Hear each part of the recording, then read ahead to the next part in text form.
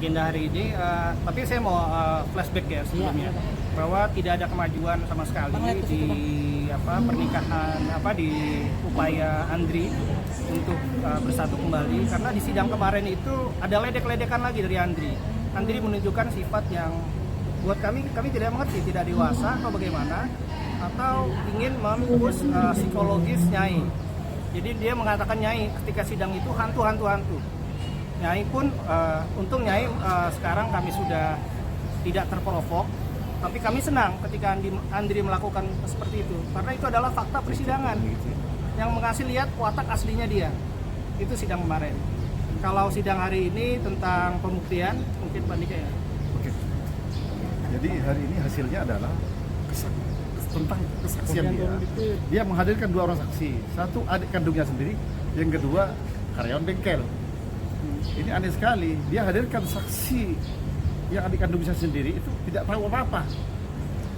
Tidak ada membuktikannya ini merupakan masih melakukan ritual sebagaimana tujuannya dia, ya kan?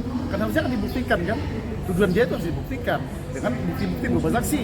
Tidak ada membuktikan dengan saksi, Nyai tetap melakukan ritual, tetap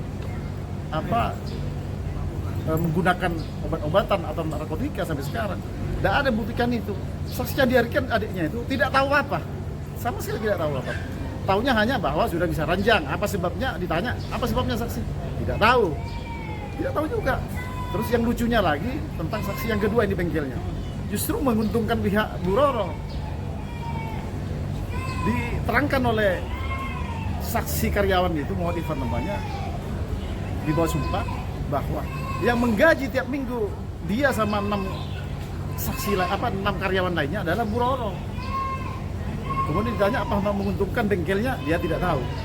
Kan ada klaim dari pihak Andri bahwa setelah meninggal Bu Roro justru bangkrut.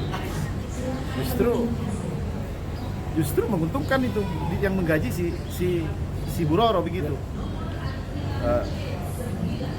Begitu tentang hasil sidang hari ini ya, saksinya. Bang Roro sendiri nggak hadir? Ya, dianggap tidak penting buat si Nyai. Nyai kira pasti saksinya tak ada yang berbobot, tidak akan yang mendukung bantahan-bantahannya dia sebagaimana surat jawabannya itu. Dia yakin bahwa tidak mungkin saksinya mendukung, itu bohong semua, itu bantahan-bantahan. Akhirnya terbukti kan tadi kan, tidak ada yang mendukung klaim-klaimnya secara sepihak si Andri ini, tidak ada. Malah justru menguntungkan kami saksi-saksinya si pihak Andri ini tergugat ini.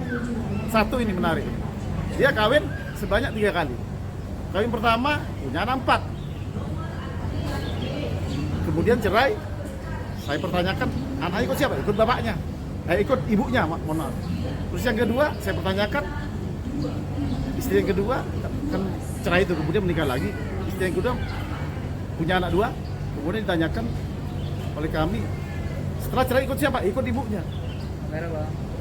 Kemudian pertanyaan saya ke adik kandungnya itu, apakah bapaknya itu terhadap anak-anaknya 6 orang itu sampai sekarang masih tanggung jawab memberikan nafkah harian, sekolah, pendidikan, segala macam?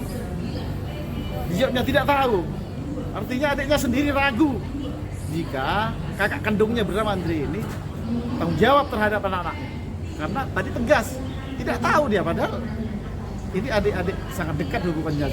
Sesuai pernyataannya si adik kandungnya perempuan bernama siapa itu? Inisial. Lupa kan? Nah itu. Bang, itu orang yang saksi yang bengkel itu orang yang komunikasi yang kemarin katanya kita baru dulu, katanya dia bagaimana orang yang berbeda? Orang yang berbeda. Jadi Pak Andri juga pernah hampir kepergok karena perjanjian berdua kali dengan selingkuhannya di bengkel. Andri itu sempat mengumpat di dalam toilet WC. Kamera bang. Jadi ya, Pak Andri jadi sempat kepergok karena berjanjian 2 kali. Pak Andri itu sempat di bengkel itu mengumpat. Jadi untuk tempat selain bengkel itu untuk bekerja juga Pak Andri tempat untuk berselingkuh. Ya maka itu kami tanyakan apakah dia mengenal ataukah tidak dari pihak saksi. Terus jawabannya apa? Dia mengatakan tidak tahu, tapi saya juga ragu dengan orang bengkel ini karena mengatakan tidak pernah tutup cemong itu. Sementara Pak Andri sendiri di media mengatakan cemong itu tutup, rugi, bangkrut lah istilahnya. Sebelum ketemu Nyai. Nyai itu membiayai cemong itu tahun 2022. Akhirnya bukan Bali. Sebelum itu sudah tutup, jadi peralatan semua sudah dibereskan. Jadi saya agak tidak percaya dengan saksi ini karena dia bertentangan dengan Pak Andri sendiri di dalam pernyataan di media-media yang menyatakan cemong itu sudah tutup.